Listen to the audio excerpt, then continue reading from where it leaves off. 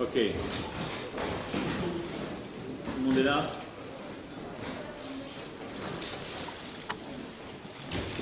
Bien, merci beaucoup d'être là.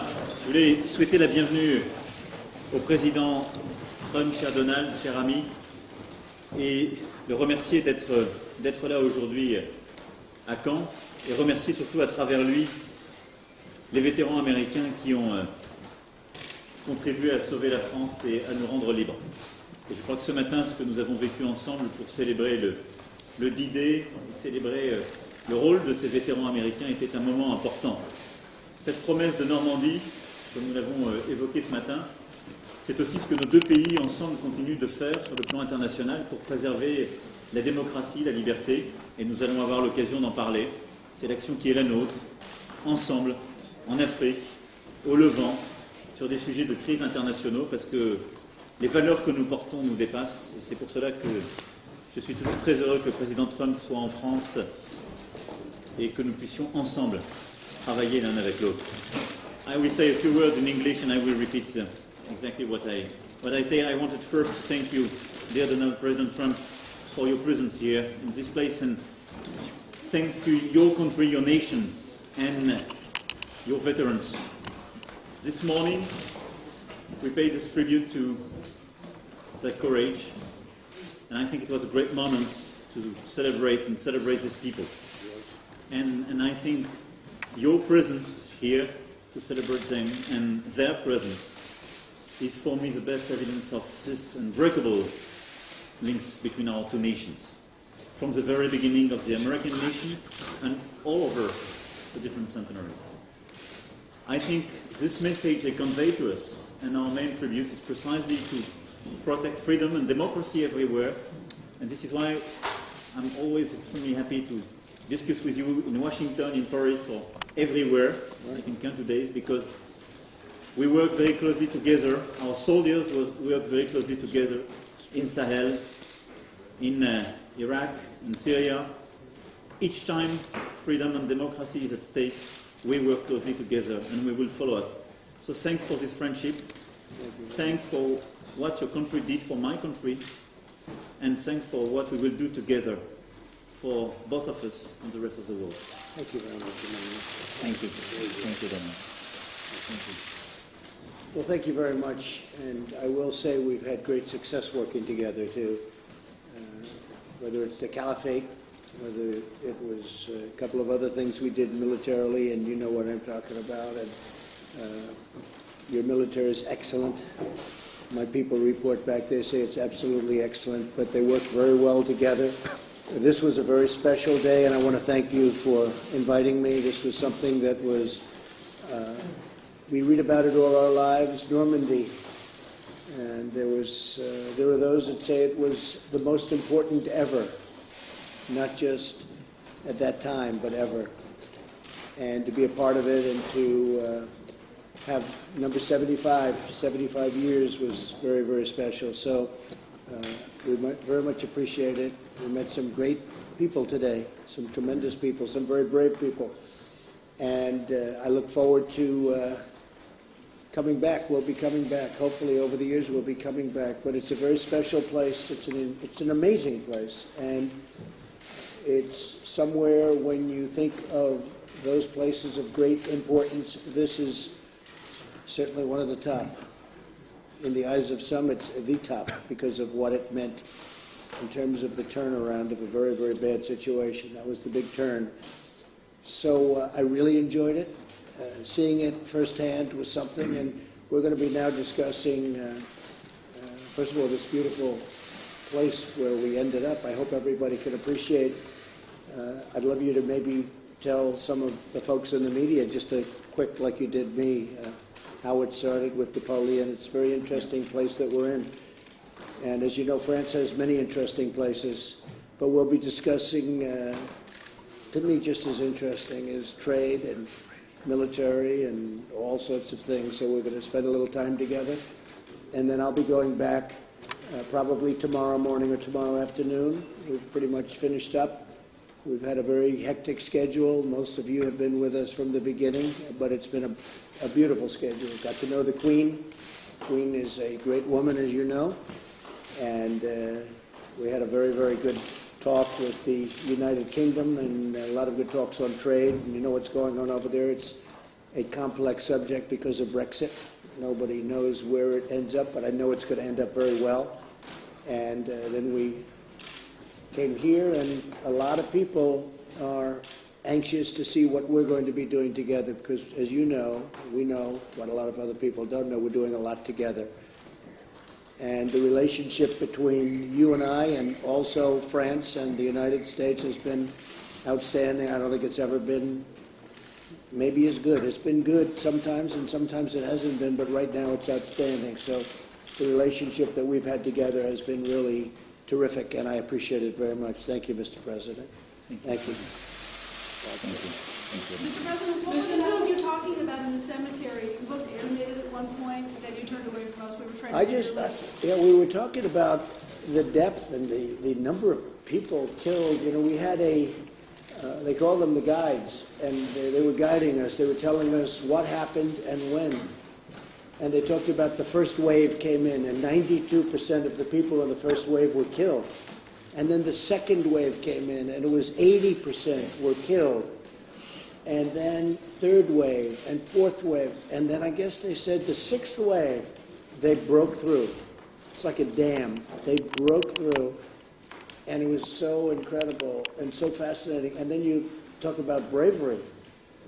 But when you think 92% of the people were killed in the first wave, so it kept going down, down, down, and then they break through. And it's a lot of courage and a lot of heartbreak, but an incredible victory.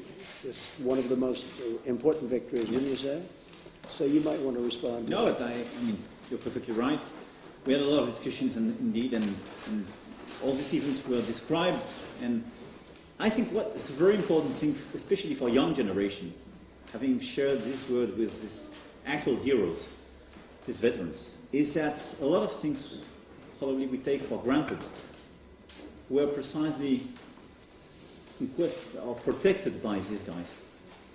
And a lot of these veterans, I think you told it during your speech, came back for the very first time after the war. And they came here, they took a lot of risk. They put their life at risk for our country and for liberty. And I think for young generation in the US and in France, it's extremely important to see these veterans as actual heroes, are those precisely thanks to all these maneuvers and these actions allowed our country to be free. In 2004, George W. Bush said here in Normandy, we would do it again for our France. Would you say that too? Yeah, sure, I would.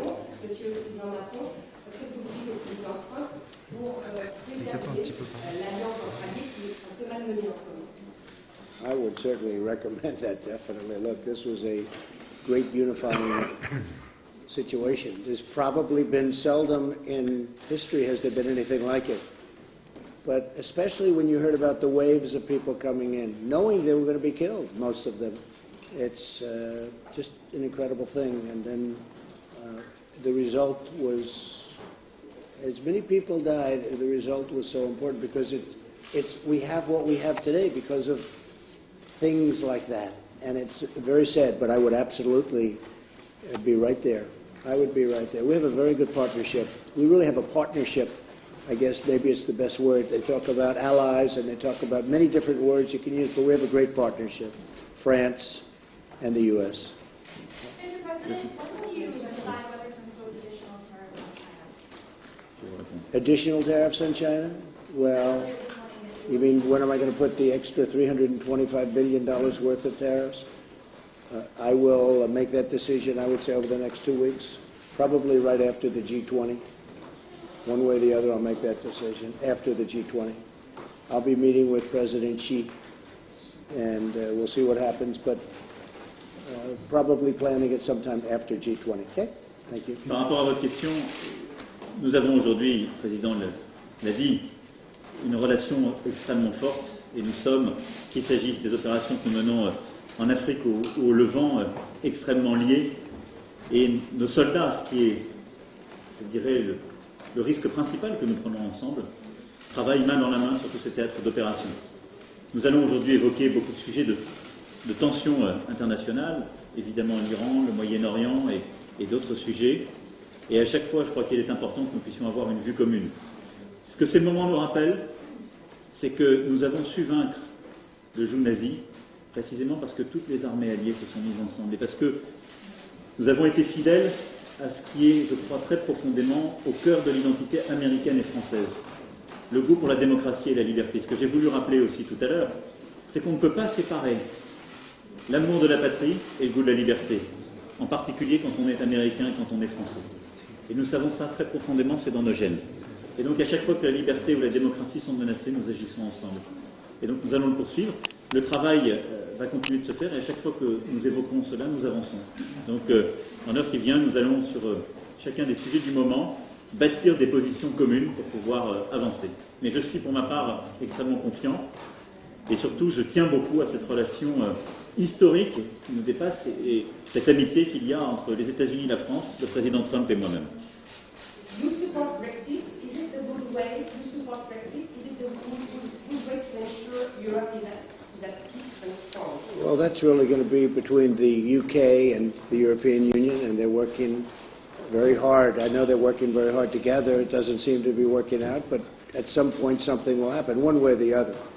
It'll all work out, but I'm interested to find out how it happens also. Very big will be who's going to be your new Prime Minister over in the UK. That's going to be a very big thing. That's happening now. And so I think before you can think in terms of Brexit for the next few weeks, you're going to have to find out what happens, who's going to be the new leader. And that's a very interesting situation taking place. I found it to be a very sort of an amazing period of time, especially having spent so much time with the Queen, who I think is an incredible lady. But I spent so much time and, there's a lot of question marks as to who's going to be leading. And so it was very interesting talking to her, being with her for so many hours, actually, I feel I know her so well, and she certainly knows me very well right now. But we have a very good relationship also with the United Kingdom. But it'll all work out. Mr. President, two leaders have had differences over Iran in the past. Do those differences remain, and what are you talking about today?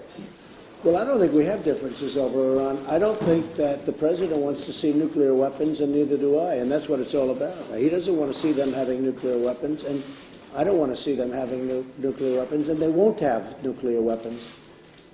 With that being said, let's see what happens with Iran. But when I became president, it's hard to believe, 2.5 years ago, now more, Iran was a true state of terror. They still are, but they were undisputed champions of terror, and that's a bad thing. And we had 14 different locations where they were fighting, causing between Yemen and Syria, but many other locations and many other battle sites. And it was all about Iran. They were behind every one of them. They're not doing that anymore. They're doing very poorly as a nation. They're failing as a nation, and I don't want them to fail as a nation. We can turn that around very quickly.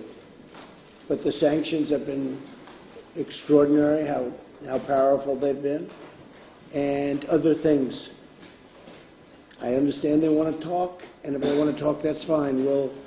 We'll talk. But the one thing that they can't have is they can't have nuclear weapons, and I think the president of France would agree with that very strongly. I think that he would agree that they cannot have nuclear weapons. I think we do share the same objectives on Iran. What do we want to do? First, we want to be sure they don't get nuclear weapon. I mean, we had an instrument till 2025. We want to go further and have full certainty on the long run. Second, we want to reduce our ballistic activity. And third, we want to contain the regional activity. I mean, these three approaches, these three objectives are important. We have, as well, a fourth common objective, peace in the region. So we have to deliver together these four objectives. This is the point. This is the point, and all the other debates are about technicalities. In order to build that, you need to start a negotiation, and I think the words pronounced by President Trump that they are very important. We need to open a new negotiation in order to build and to get these four objectives. Mr. President. Thank you. Putin is not here this year. Do you think there will be any sanction of... Thank you, everybody. Thank you. Thank you very much. Thank you. D'accord.